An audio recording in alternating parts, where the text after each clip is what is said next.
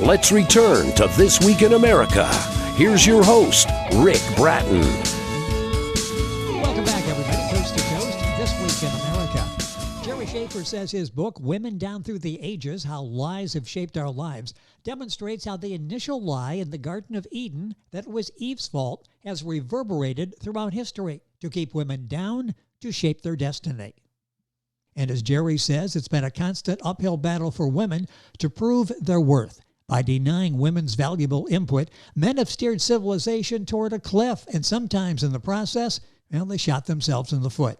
Jerry Schaefer was born in Cut Bank, Montana. The Blackfoot Indian reservation began in the outskirts of town. He attended a Catholic boarding school in the Pier, Wisconsin, for high school. Upon graduation, he enrolled in a monastery, studying to become a priest. He left after 4 years. He has 2 adult kids who live in the Midwest with their families. He moved to Southern California from Wisconsin in 1979. Taught Los Angeles Unified School District, retiring in 2000. His second wife died from Alzheimer's disease in 2018. After her death, he took up writing again.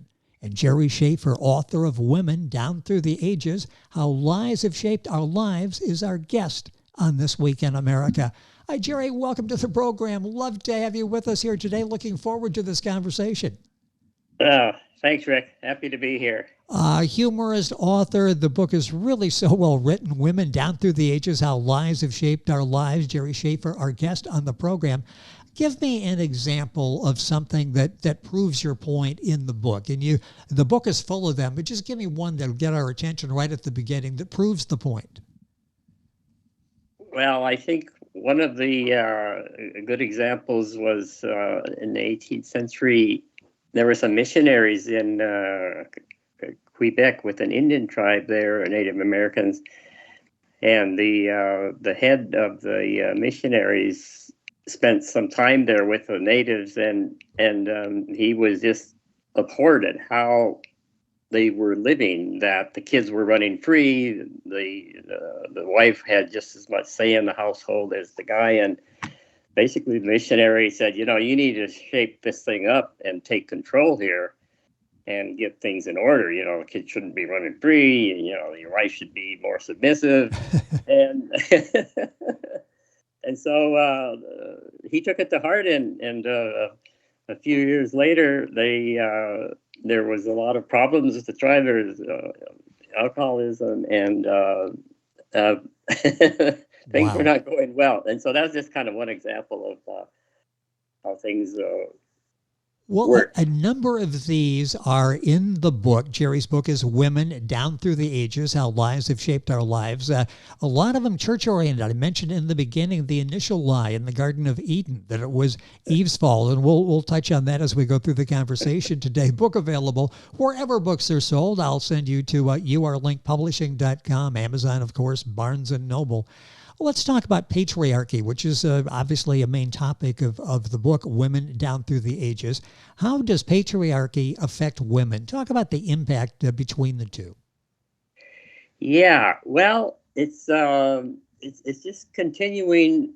Today we make progress. It seems like progress, like with women's liberation and things like that. But things don't really end up changing that much. I mean, women are still afraid to go walking alone after dark, and something you can see going on right now. I mean, I just saw a movie yesterday about Sound of Freedom, about child slavery and selling children into slavery and for sex, and things like that are direct outcomes. They're linked to patriarchy. They're linked to seeing women as less than and basically exploiting ourselves and nature. So it's ongoing today.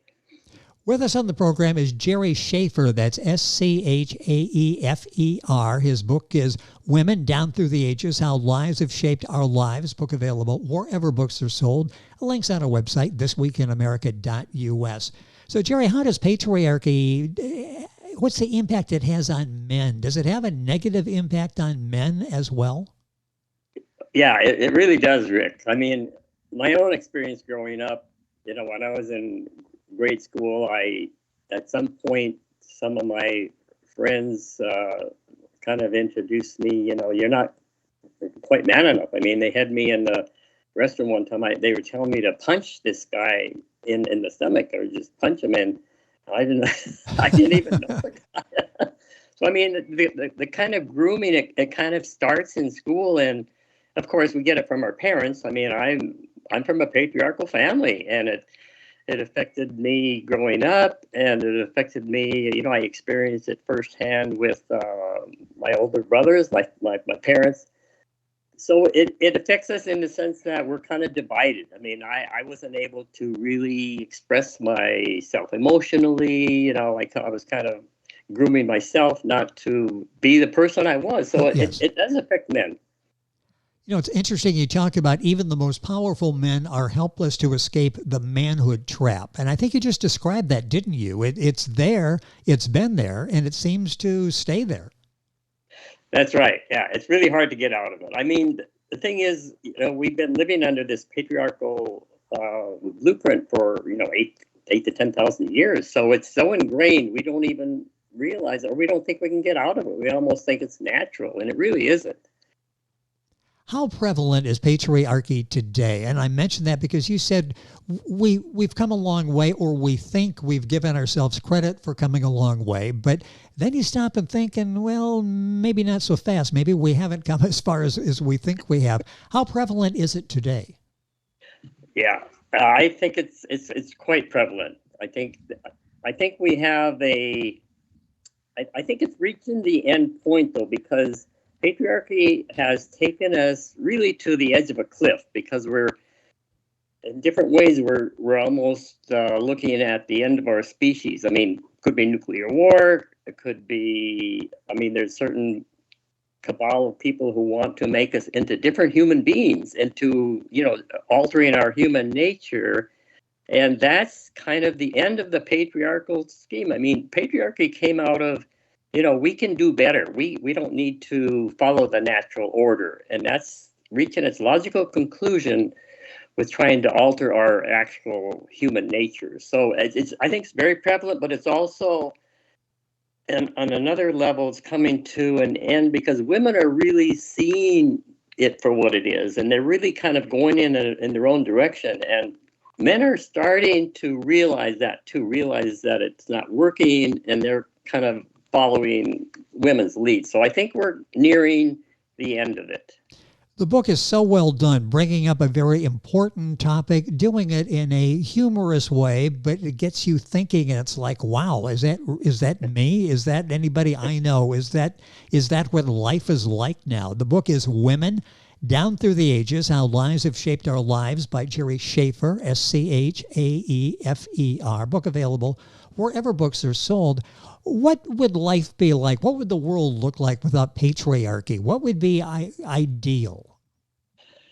Wow, that's a great question, Rick. I think we're on the verge of having that, of finding that. Now, it's hard to imagine what it would be like, because we always start from the starting point in patriarchy, and it's hard to see beyond that. But I think what it would be kind of like in the hunter-gatherer days, when we were in small communities relying on each other. I think it would be more of a bartering system. We could have the structures we have today, but instead of competition and division, we would have cooperation and community. And with I don't think we would have cars running our lives.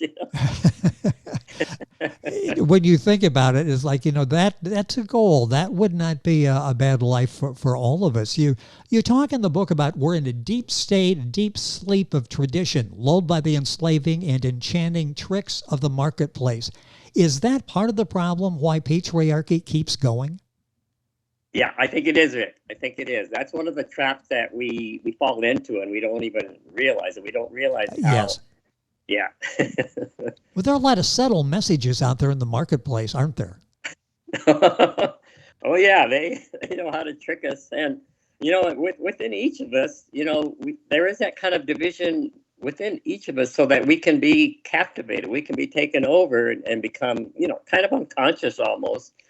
And that's what we're kind of, I think, waking up from. We're waking up to the real possibilities of what life could really be like. I mean, we could have, instead of patriarchy, we could have paradise. It's within our grasp.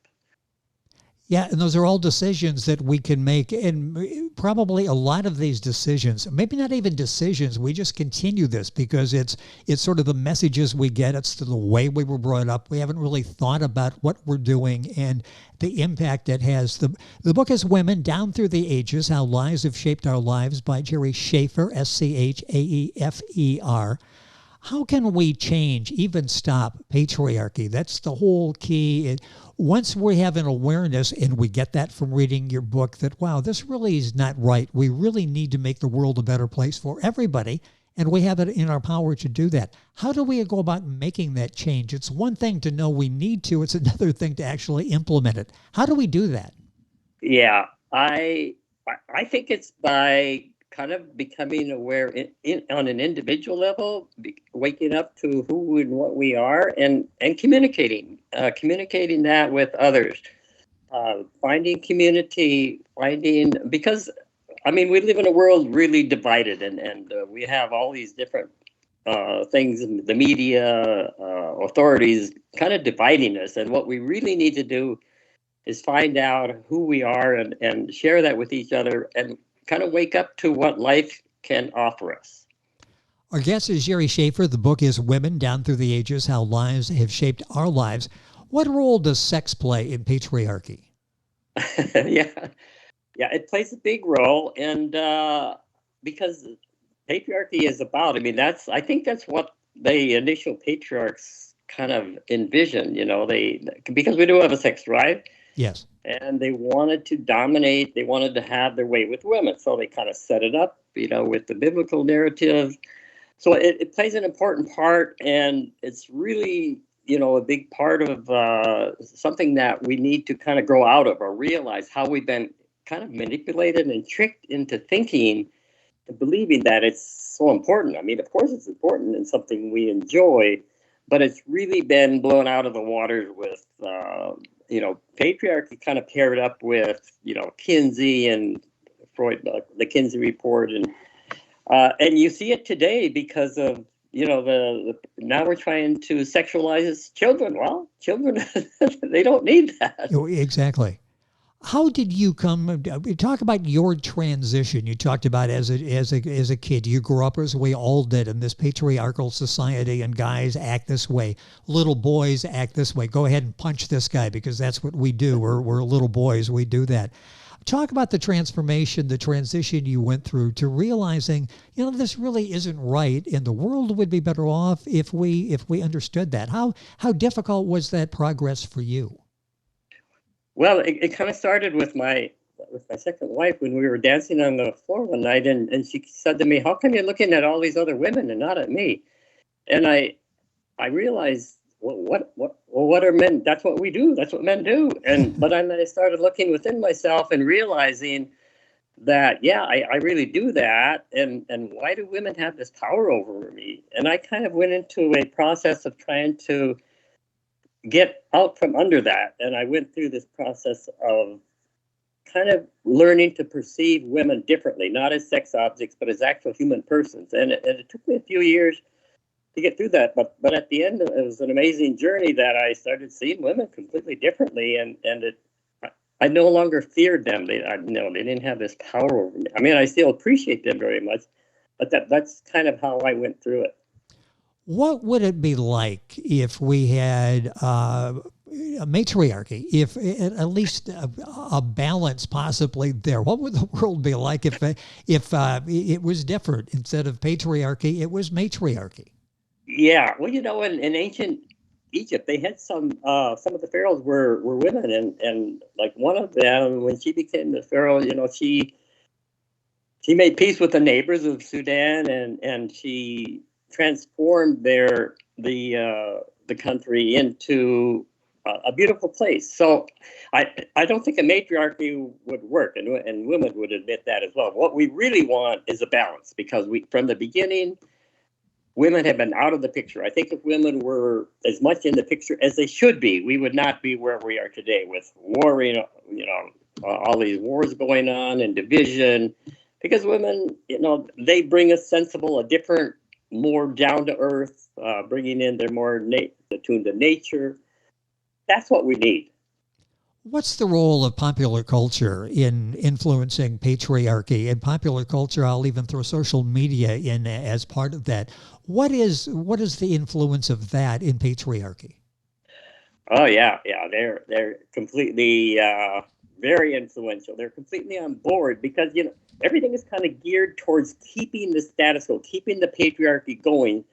So all of the major media outlets, the movies, the TV, all of that is kind of geared toward the status quo, keeping the system going instead of shining a light on it. And because basically people are comfortable with, we don't like change, but we need to be open to what is possible. And suffering kind of brings that about. I mean, when we suffer enough, we think, I've had enough, I got to change. And that's kind of what we're going through right now, the turmoil. Jerry Schaefer is our guest on This Week in America, Schaefer. The book is Women Down Through the Ages, How Lives Have Shaped Our Lives. Let's talk about how you went about writing this book and getting this message out. This is not academic. It's not a textbook, and it could very easily be that and nobody would read it. But you've got this element of satire, this element of humor that's in there.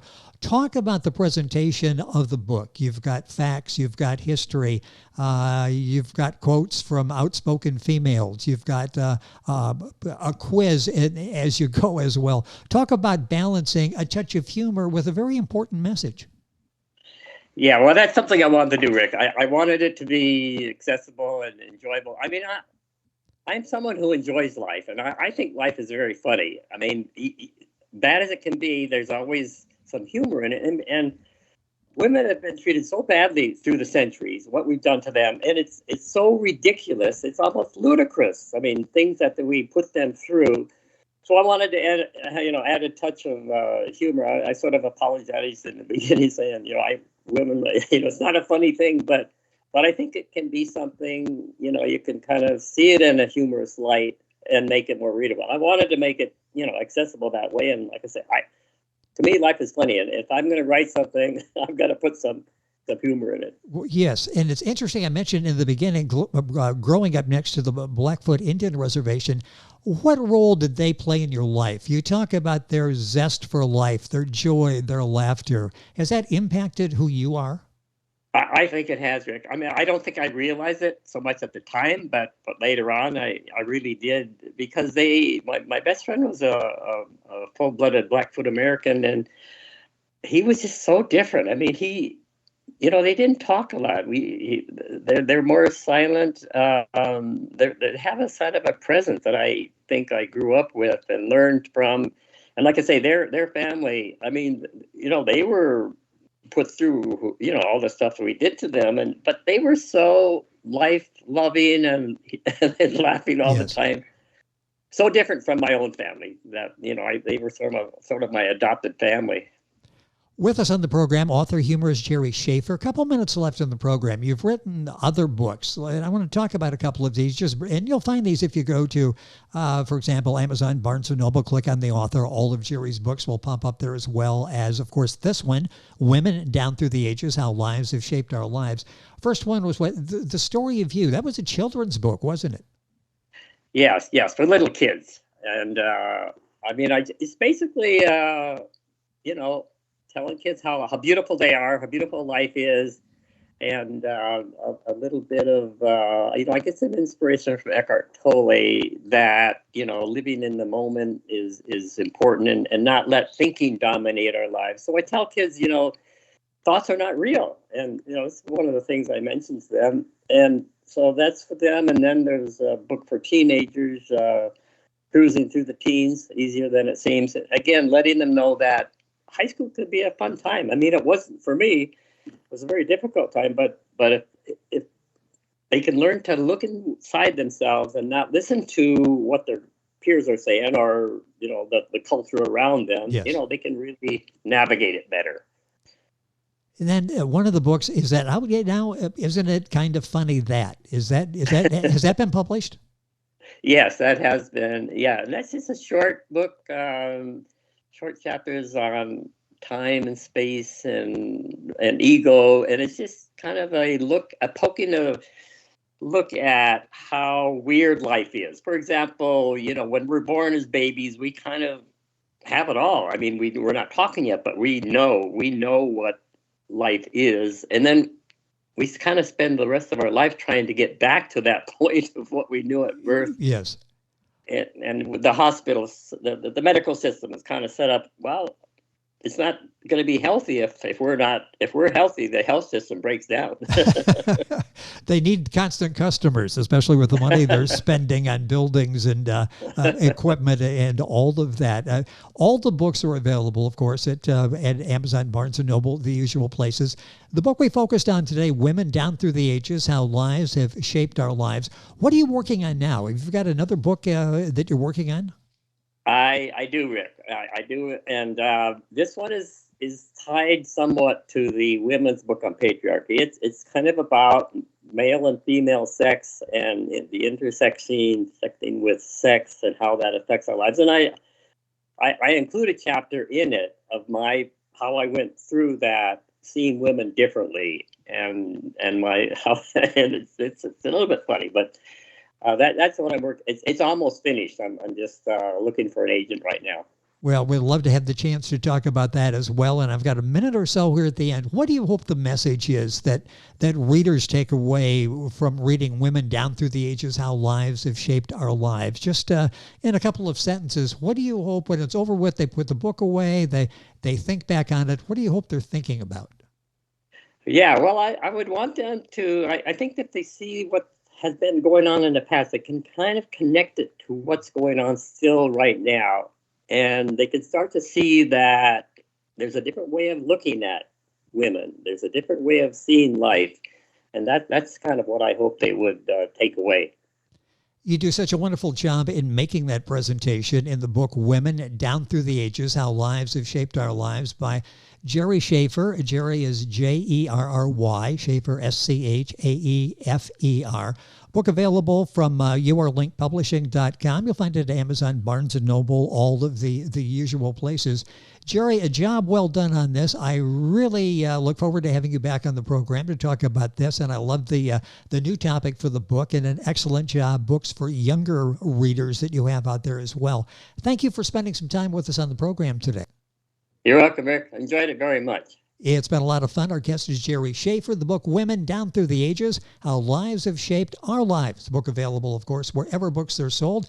Information on our website, thisweekinamerica.us. And we're back on today's program right after these messages.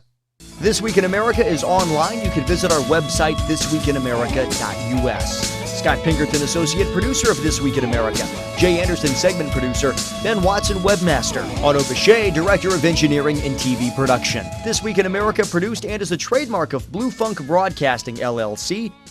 For information on all of our guests and to listen to this week's show, our website again at thisweekinamerica.us. And I'm Sean Bratton, Executive Producer of This Week in America.